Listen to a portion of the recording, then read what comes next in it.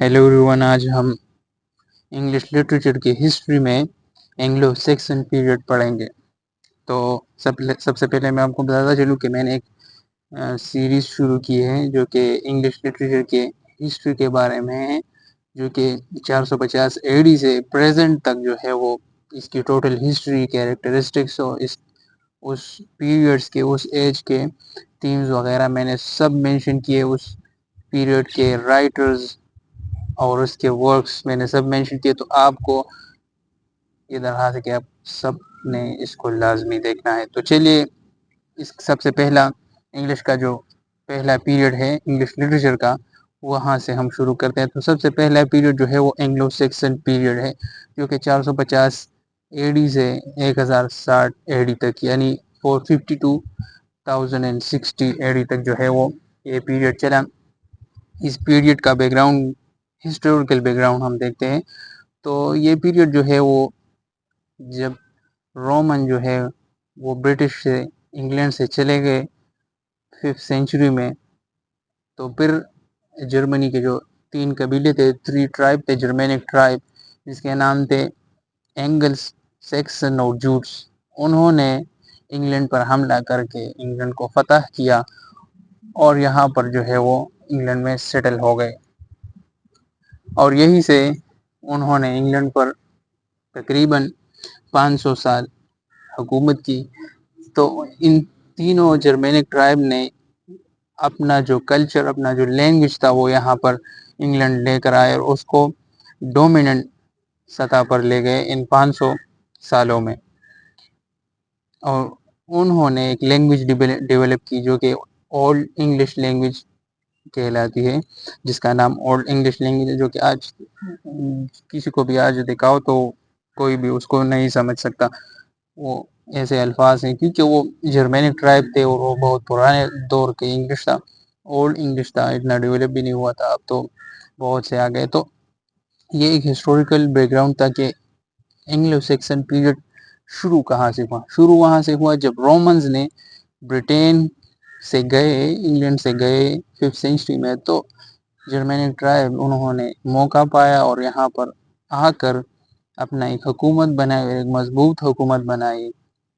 तकरीबन 500 साल उनकी हुकूमत चली और उन्होंने यहाँ पर एक लैंग्वेज को इंट्रोड्यूस किया। वहाँ पर उसको ओल्ड इंग्लिश कहते हैं, जो कि आजकल किसी को भी समझ नहीं आती अगर आप इसको पहचान सकते हैं।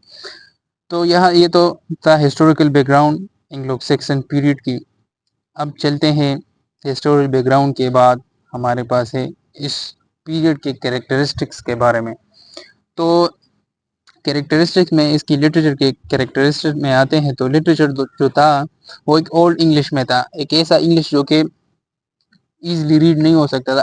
आजकल भी आप किसी को भी दिखा दें, उस वक्त तो रीड हो सकता था, लेकिन आज इस इंग्लिश के दौर में, इस दौर मॉडर्न दौर में कोई भी नहीं पढ़ सकता। उस दौर का ऐसा लिटरेचर था जो कि रीडेबल नहीं था। आज उसके उस एज के बाद कोई भी उसको रीड नहीं कर सकता था। और यहाँ वहाँ पर जो था उस वक्त में लिटरेचर जो था वो जुबानी था, स्पोकन था, इतना लिखा रिटन का ऐसा निज़ाम नहीं था कि लोग बुक्स लिख सके या उस लिटरेचर को रिटन में उसको कन्वर्ट करके उसको महफूज कर सकते। तो यहाँ वहाँ पर जो था वो सिर्फ स्पोकन लिटरेचर ज़्यादा था, रिटन जो था वो इतना नहीं था, बल्कि था ही नहीं उस वक्त। इसके थीम्स जो थे वो हीरोइक थीम्स थे, लॉयल्टी, फेट, फैंटेसी, करेजमेंट, वहाँ के थीम्स यही थे। और उस लिटरेचर में रिलीजन का इन्फ्लुएंस, सबसे डोमिनेंट इन्फ्लुएंस जो था उस लिटरेचर पर वो रिलीजन का ही था। सारा लिटरेचर जो था वो रिलीजन ने ही कब्जा किया था उस पर। लोग हाइम्स लिखते थे, रिलीजियस पोइट्री करते थे। तो पोइट्री को एक रिलीजियस रिलेटेड चीज समझा जाता उस वक्त में।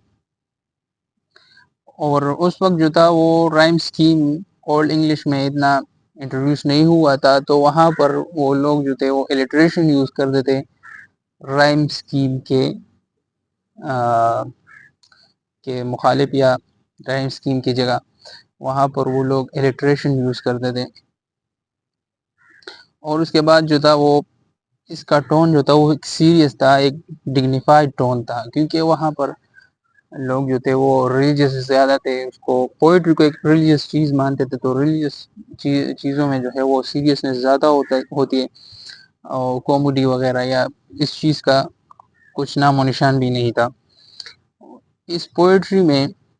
اس دور میں جو تھا وہ انگلو سیکسن دور میں ایپک پوئٹری زیادہ لکھی جاتی تھی، ہیروئک اور کریجمنٹ کے لیے ایلیجیز بہت زیادہ لکھی جاتی تھی، ریلیجیس ایلیجیز۔ اور پوئٹری چیز وہ تو سارا پوئٹری جو تھا وہ ریلیجیس پوئٹری تھا، پوئٹری کو ایک ریلیجن کی ٹیگ لگا کر اس کو ایک ریلیجیس کی چیز مان دیا جاتا۔ ریڈلز جو ہے کہ بہت مشہور تھے اس زمانے میں، کیونکہ سارا جو لٹریچر تھا وہ اسپوکن تھا، وہ تو ریڈلز جو تھے وہ بہت مشہور تھے اس زمانے میں۔